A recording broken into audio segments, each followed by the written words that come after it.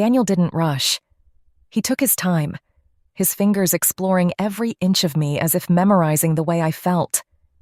His lips trailed down my neck, slow, deliberate, leaving a burning trail in their wake. My body responded in ways I had forgotten it could. When he finally removed my dress, his eyes darkened with desire. "You're beautiful," he murmured. I had forgotten what it felt like to be admired, to be worshipped with nothing but a gaze. Johnson never looked at me like this anymore. Daniel did. His hands roamed, teasing, testing, learning what made me shiver, what made me moan. And when his lips followed the path of his hands, I arched beneath him, surrendering completely. There was no guilt in that moment, no regret, only pleasure. Let's rewind.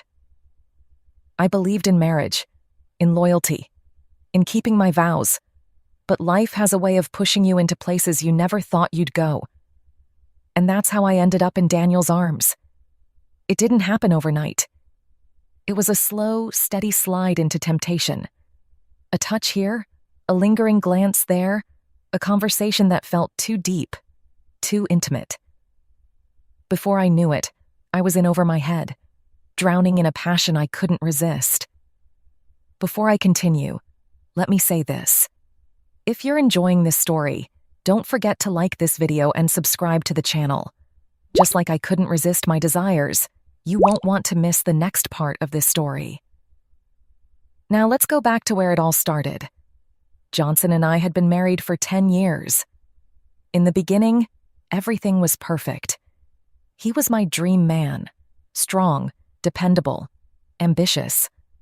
We couldn't keep our hands off each other. But as time passed, things changed. Work took over his life. He became distant, distracted, always too busy or too tired. The little things that once made me feel special, random kisses, deep conversations, playful touches, faded away. At night I would lie in bed, longing for him to roll over, to reach for me, to remind me that I was still his woman. But he never did. I tried. Oh, I tried. I dressed up. I made his favorite meals.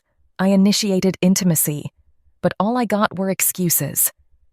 "Not tonight, Vivian. I'm exhausted. Can we do this another time?" Another time never came. And that's when I started noticing Daniel. Daniel had been Johnson's best friend for years. He was always around. Family gatherings, weekend hangouts, game nights. Unlike my husband, Daniel paid attention. He noticed the little things. "Vivian, did you do something different with your hair? It looks amazing. You look stressed. Everything okay? You deserve to be spoiled." At first it was harmless. Just friendly compliments, right?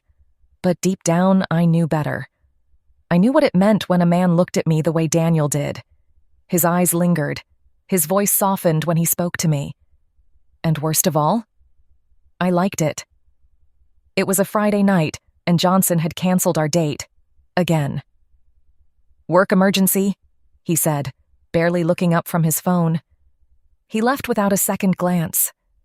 I sat alone in our quiet house, staring at the table I had set for two.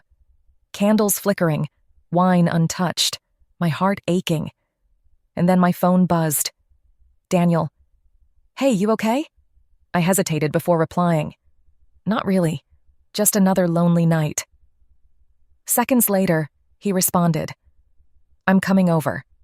I should have told him no. I should have stopped it right there. But I didn't.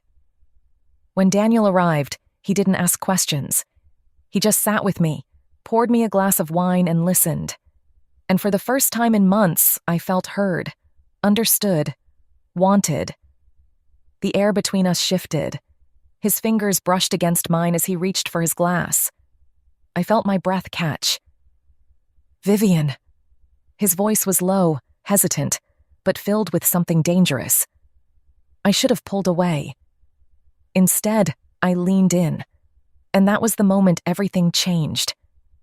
I should have told Daniel to leave, to forget this ever happened. But I didn't. Instead, I sat there, staring into his eyes, feeling the weight of his gaze as my heart pounded in my chest. His fingers, still resting lightly over mine, felt warm, too warm. A part of me screamed that this was wrong, that I was a married woman, but another part whispered something else. You deserve this. Daniel shifted closer.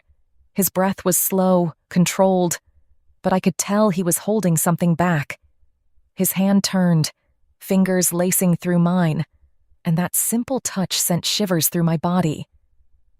Vivian, he murmured, if you want me to stop, tell me now. I didn't say a word, because I didn't want him to stop. The first touch of his lips against mine was hesitant, testing, as if waiting for me to change my mind. But when I didn't pull away, the hesitation melted. His hands moved to cup my face, his lips pressing firmly against mine, deepening the kiss. It had been so long since I felt this, since I felt wanted. I melted into him, letting the hunger take over. My hands found their way to his shirt, gripping the fabric as he pulled me closer. His scent, musky and familiar, filled my senses. It was different from Johnson's, a scent that carried heat, danger, and something forbidden. His hands wandered, trailing down my back, pressing against the curve of my hips. I gasped as his fingers traced the bare skin beneath my dress, igniting a fire that had been dormant for too long. Tell me you want this, he whispered against my lips. I didn't hesitate. I want this. That was all he needed. He lifted me effortlessly, carrying me toward the couch, his lips never leaving mine. I felt the world blur around me, my mind clouded with need. When he laid me down, his body hovering over mine, I knew there was no turning back. Daniel didn't rush. He took his time, his fingers exploring every inch of me as if memorizing the way I felt. His lips trailed down my neck, slow, deliberate, leaving a burning trail in their wake. My body responded in ways I had forgotten it could. When he finally removed my dress, his eyes darkened with desire. You're beautiful, he murmured. I had forgotten what it felt like to be admired, to be worshipped with nothing but a gaze. Johnson never looked at me like this anymore. Daniel did. His hands roamed, teasing, testing, learning what made me shiver, what made me moan. And when his lips followed the path of his hands, I arched beneath him, surrendering completely. There was no guilt in that moment, no regret, only pleasure. As the night went on, I realized something. This wasn't just about the physical. It wasn't just about filling the void my husband had left. Daniel wanted me, not as a duty, not as an obligation, but because he craved me, and I craved him just as much. As I lay tangled in his arms afterward, my body still humming from everything we had done, I felt something dangerous creeping in. This wasn't just an affair. This was something deeper, something I wouldn't be able to walk away from. I thought it would be a one-time mistake, a single night of weakness that I could bury, pretend never happened. But I was lying to myself.